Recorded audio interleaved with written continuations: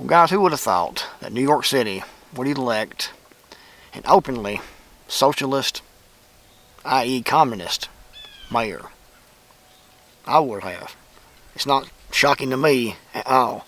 However, a lot of talking heads on YouTube, the politicians also, seem to be in total shock that this would happen, when it should have been expected. You know, when you look at the voting demographic in New York City, if you look at their left-leaning liberal viewpoints, and if you look at the fact that people like free stuff, and during his campaign he was promising a lot of free stuff. A lot of the American people want socialism, they just don't want to call it socialism. And in fact, you know, we're already pretty close there anyways. If you look at all the federal spending that goes to food stamps, housing, all the programs that's handed out to people, we're pretty close to that already. We're pretty close socialist already. If you look at the government, they're one of the biggest employers in the United States by, you know, a large margin. And the jobs don't really produce anything, really. Most of the jobs are regulatory, tax collection. We have federal police forces. That's pretty much what makes up the federal government. And then we have the Congress, the Senate. So no one's producing anything. But at least the federal employees are actually getting up and going to work and doing something anyways, even though it's not manufacturing or producing nothing that can actually be used. We have this huge other side of the coin that are dependents. And some people are disabled. We have disabled people, legit disabled people. We have elderly people who should be able to get benefits, who should be able to get help because they actually need it.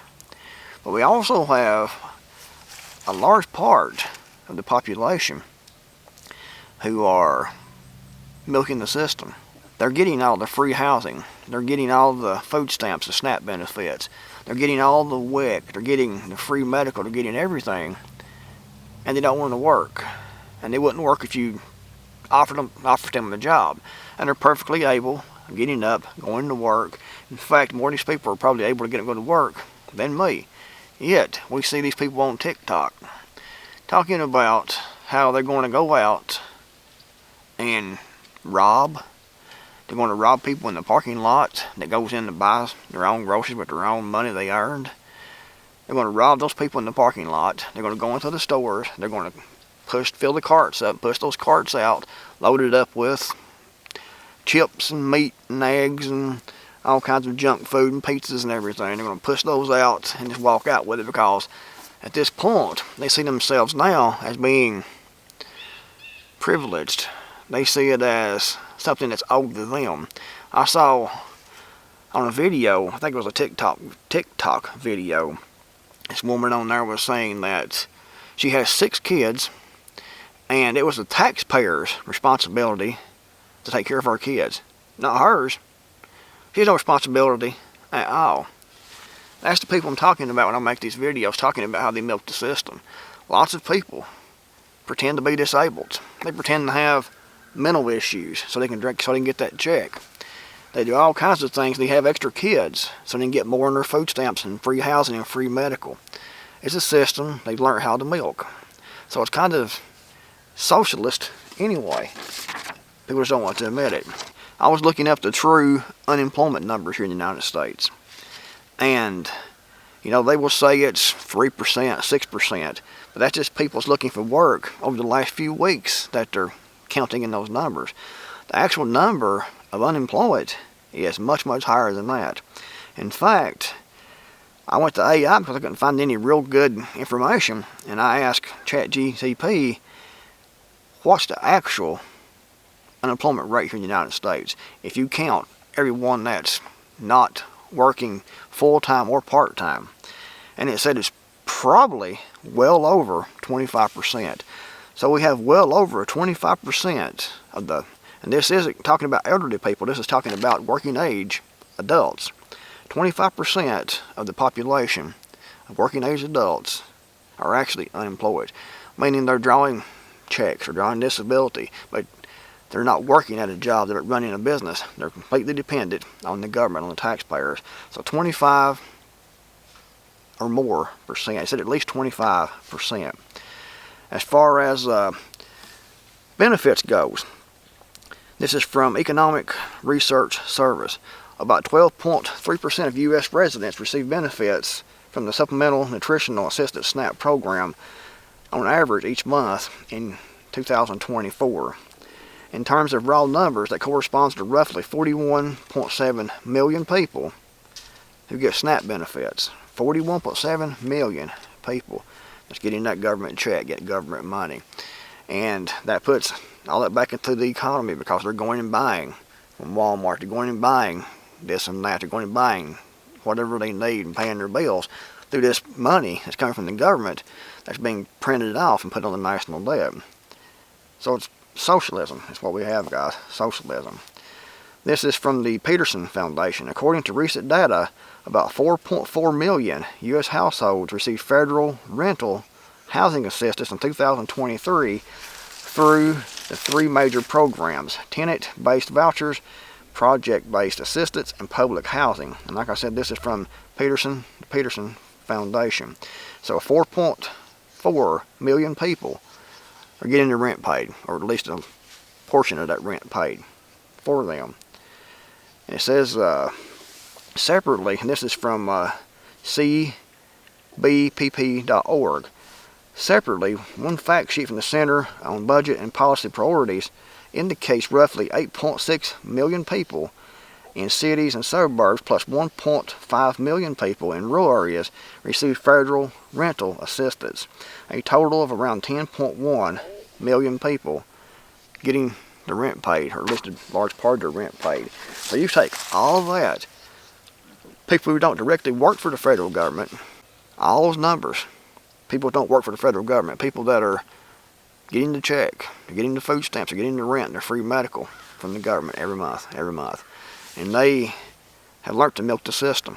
And like I said, some of these people that get it, elderly people, truly disabled people, not those ones playing off disabled, they need to get help. They need to get assistance.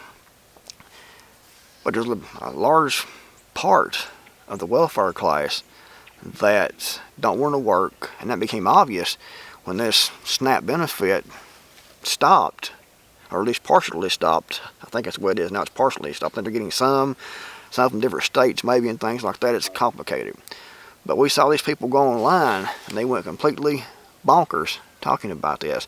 And they were talking about violence against people, against old people, to take their stuff, against people who actually work, going in and robbing the stores. So it shows how dependent these people are on this, and how they think they deserve it, and how they wouldn't work at a job if given one. These bugs are getting bad at here, guys. So we're already kind of communist. And all these numbers, all these people getting housing assistance, SNAP, 41 million people getting SNAP. It's about 41.7 million. And people getting housing, their housing paid for, government housing, getting their rent paid, aren't government officials. You take an ad, the government people that are working for the federal government directly, and state governments that's getting money from the states and the federal government, that's probably over half the population that aren't really producing, as far as producing, manufacturing, farming, or anything like that. They're working for the government, or just getting that check. They're regulatory, they're writing out permits, they're police, they're federal police and things like that. Not really manufacturing, not really producing anything. So you take those numbers, we're pretty much already completely reliant on the federal government to keep printing that money off, keep taking it on to the national debt, sending those checks out. So you look, over half the population, I would say, is completely dependent on the federal government. Sad situation to be in. If you're dependent on the federal government to feed you, they can also starve you out. They can make you do whatever they want you to do when they want you to do it. When they say jump or we'll take your job, your federal job, we'll take your benefits and your pension, or jump, and we'll take your SNAP card away if you don't. They'll say, how high, master, people will. And we've learned that. This became obvious about people, of how big this problem actually is. The federal government is huge. It's huge. And that's why we have, $38 trillion in debt, national debt right now. $38 trillion in national debt. And growing. And they're still spending money to Argentina, to Israel, to Ukraine, to whoever. They're sending money everywhere because they're trying to fund all this expenditures that they have for all the wars that they're trying to get into, and all the charity to all the foreign nations. So they're going to raise taxes, they're going to try to raise the tariffs up to try to get more money coming in, because the federal government is huge. We're already socialists. It's just a different name. We're already 90% there, it seems to me, a socialist country right now. And it's getting worse. It's getting a lot worse. And I think it was Stalin that said the purpose of socialism is to lead to communism. I'm paraphrasing here, but it's something like that I remember he said. The goal of socialism, or the point of socialism, is to go communist. So that's our next step in this evolution of the United States of America. Thoughts in the comments below. If you haven't subscribed yet, then be sure to do that. I really appreciate it. Helps the channel out a lot. Give the video a thumbs up. And give me your thoughts in the comment section below. I really appreciate it, guys. I'll see you in the next video, hopefully.